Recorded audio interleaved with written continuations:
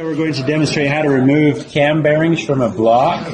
So this is in an older style engine block that has the in-block camshaft. These bearings need to be removed and then later reinstalled. The new bearings need to be reinstalled. So the first step is to get down and look at the bearings and take very careful note as to where the oil holes are. You'll notice that this bearing has two oil holes, one up here and one down here, and a groove. It's good to take a picture of that or mark that. The next bearing in, you can't see it very well, but the next bearing in only has one hole.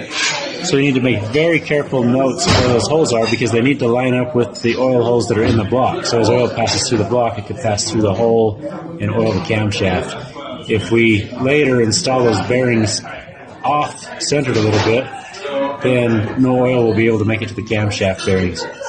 Okay, so first step, you come over to this tool, you get the long shaft. We also have this cone. Just take the cone on the shaft like that.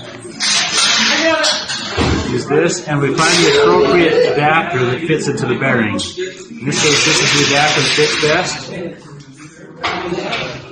You slide the adapter on like this, then thread it into the end of this shaft. What's going to happen is as we tighten this bolt, it'll expand the adapter to fit into the bearing. So we stick it into the first bearing, we put a wrench on the nut on the end, and then I twist this handle until you see that it spread and expanded that adapter until it's tight. We want it tight enough that this can't slip through the bearing and damage the bearing, especially when you're reinstalling the new bearings. You don't want to slide through the bearing, so make sure that's tight. Sledgehammer, and try to hold this as straight as possible.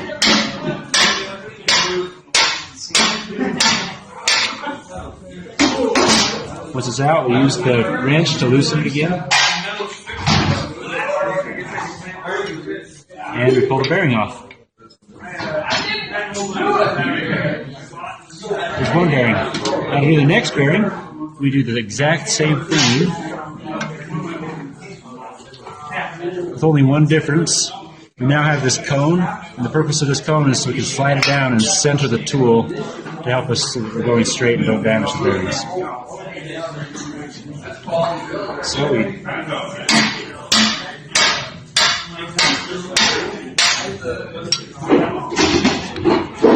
loosen it, remove the bearing. That's how we do it.